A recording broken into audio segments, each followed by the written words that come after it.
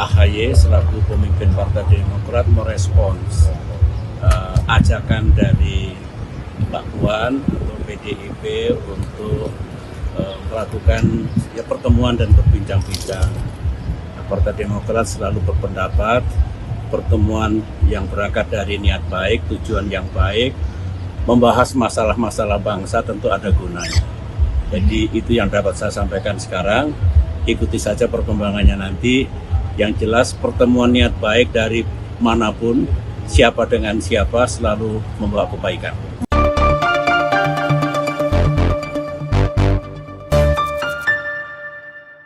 Ya, berjumpa lagi dengan Om Ben. Salam seger waras.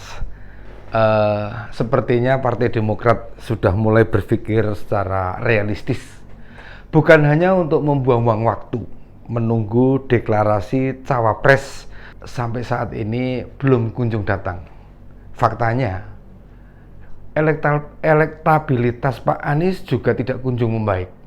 Makanya mereka terlihat mulai menempuh opsi lain. Bergabung ke koalisi yang memiliki peluang memenangkan kontestasi Pilpres 2024. Demokrat menggunakan logika mereka menyambut rencana ajakan pertemuan dari PDIP.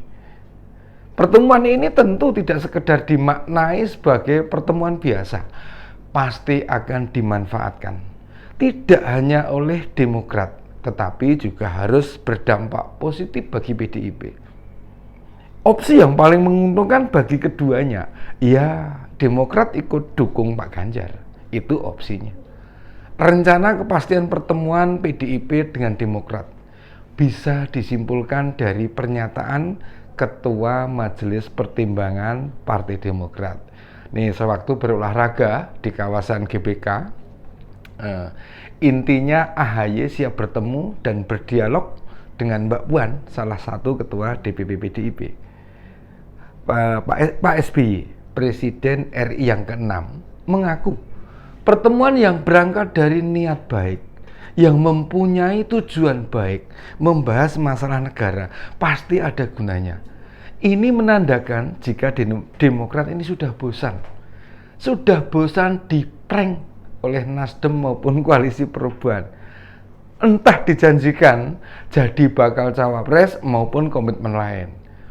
Kedua sekjen partai juga sudah bertemu memperbincangkan rencana Mbak Puan, yang juga ketua DPR, bersuah dengan kakak dari Mas Ibas itu, sekjen PDIP Pak Hasto, bersama ketua fraksi PDIP Utut Adianto, pencatur hebat pada waktu itu, ngobrol bareng dengan Pak Rifki Harsa, sekjen Demokrat. Perjumpaan mereka makin menguatkan keseriusan terjalinnya dua partai tersebut. Dengan terbukanya Demokrat bergabung ke PDIP, pilihan itu bukan hanya mudah diterima oleh PDIP, tapi akan mengikat para pemilih Demokrat agar tidak beralih ke partai lain. Nih, sebab bisa ditebak banyak kader dan pemilih Demokrat tidak menyukai Pak Anies Baswedan. Bukankah sudah banyak kader dan caleg mundur gegara mereka di Koalisi Perubahan itu? Lalu tawaran apa yang paling mungkin bakal diterima PDIP berkoalisi dengan Demokrat? Ini bisa ditebak. Demokrat pasti bakal mengusulkan Mas AHY sebagai pendampingnya Pak Ganjar. Toh nama itu juga sempat muncul ketika PDIP menimbang-nimbang siapa sosok yang paling pas mendampingi Gubernur Jawa Tengah itu. Meski Demokrat itu paham AHY tidak bakal dijadikan bakal cawapres, alternatif lain bisa disiapkan Demokrat ketika melakukan negosiasi atau pertemuan dengan PDIP, meminta beberapa pos menteri yang mungkin agak cocok dengan mereka nih, seperti jatah Menpora, Menteri Desa, atau Menteri Koperasi. Nih, ketiga pos itu relatif rutin jadi jatah parpol, karena bukan menteri yang lumayan berpengaruh untuk perkembangan bangsa ke depan. Dan 2 kementerian sebelumnya pernah dipegang oleh Demokrat. Setidaknya mereka tahu apa yang harus dilakukan. Kedua kementerian itu adalah Kementerian Pemuda dan Olahraga serta Kementerian Koperasi. Saat ini loh Menpora dijabat orang Golkar dan Menkop dijabat dari mantan Kepala Staf Kepresidenan atau KSP. Kalau hanya menawarkan 2 menteri atau 2 posisi itu, kemungkinan besar Demokrat dipastikan bakal merapat ke PDIP. Wajar, sangat wajar bila partai pimpinan Mas AHY berpindah perahu. Sebelumnya di Koalisi Perubahan juga hanya jadi permainan, bukan hanya oleh Nasdem maupun juga oleh Anies. Beberapa kali mereka bertemu, tapi apa yang mereka dapat saat ini? Terakhir kali ini, Pak Anies sampai datang ke Pacitan, bertemu dengan SBY, dan ada juga Mas AHY di sana, tapi tetap tidak membuahkan apa-apa. Ada kabar saat itu Pak Anies melaporkan siapa bakal cawapres yang dipilih. Dan prediksinya pendampingnya yang dipilih itu bukan Mas AHY.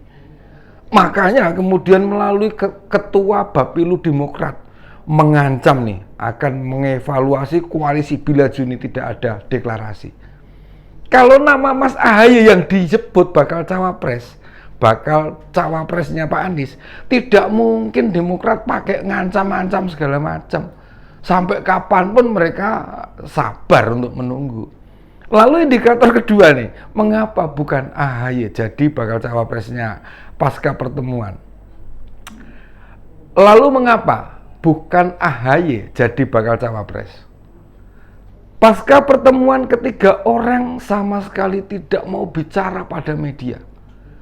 Jajaran DPP Demokrat yang hadir di Pacitan ngeles sana, ngeles sini. Tidak mau menjawab apa hasil pembicaraan mereka. Artinya apa? Artinya secara tidak langsung Pak Anies sudah merendahkan pentingnya pertemuan, melecehkan Presiden ke-6. Bagaimana bisa? Bagaimana bisa sudah bicara dengan mantan Presiden 2 periode, tidak ada hasil yang signifikan? Itu jelas tidak meletakkan Pak SBY sebagai politisi besar di Indonesia. Bahkan jika dicermati, nama cawapres itu bolak-balik berganti. Sebelumnya Pak Sudirman, orang kepercayaannya Anies, mengaku nama cawapres sudah mengerucut. PKS bilang 3 bakal cawapres yang kuat. 1, ada Mas AHY, yang kedua Pak Aher, dan yang ketiga Bu Khofifah. Dengan beberapa pernyataan itu, Demokrat meminta bulan Juni harus dideklarasikan. Tuntutan tersebut malah direspon Nasdem dengan pemaksaan. Pak Ahmad Ali menyebut deklarasi paling lambat tanggal 16 Juli saat ulang tahunnya Pak Surya Paloh. Artinya segala hal yang disepakati bisa disimpulkan semua belum pasti. Makanya tawaran PDIP bertemu Demokrat langsung disambut positif. Itu menandakan Koalisi Perubahan sebenarnya mempermainkan Demokrat, parpol yang pernah jadi pemenang pemilu 2009.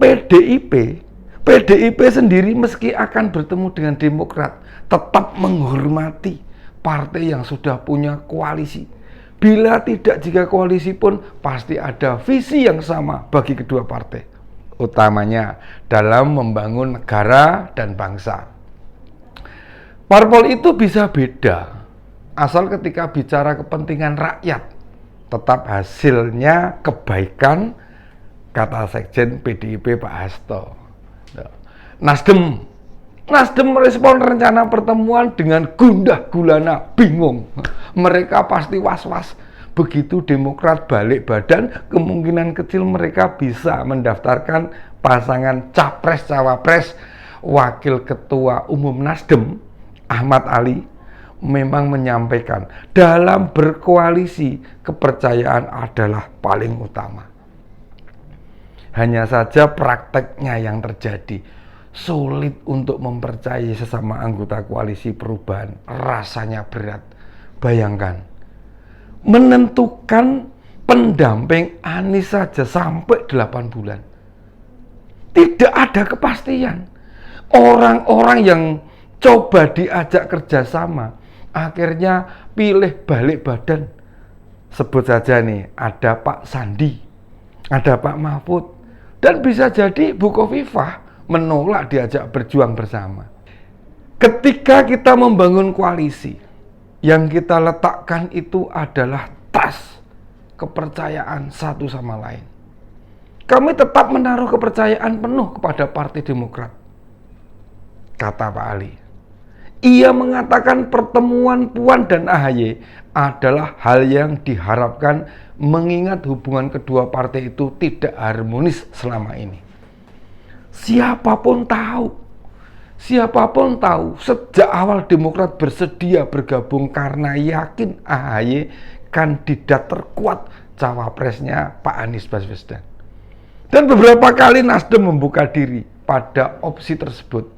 Adapun PKS awalnya memperjuangkan Ahmad Heriawan. Namun kemudian sempat mengusulkan nama lain seperti Pak Prabowo maupun Pak Sandi. Artinya tidak ada konsistensinya nih dari PKS. Dalam 8 bulan tidak menghasilkan apapun, jelas menandakan suramnya koalisi perubahan.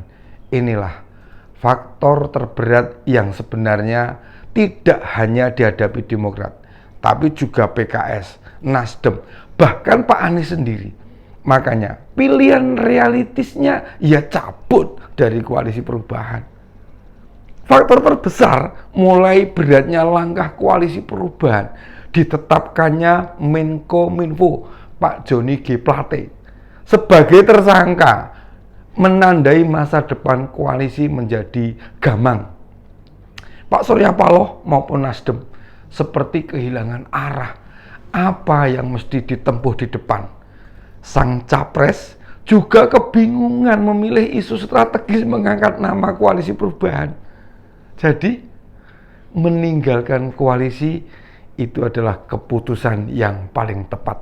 Demikian opini Umben kali ini. Salam seger waras.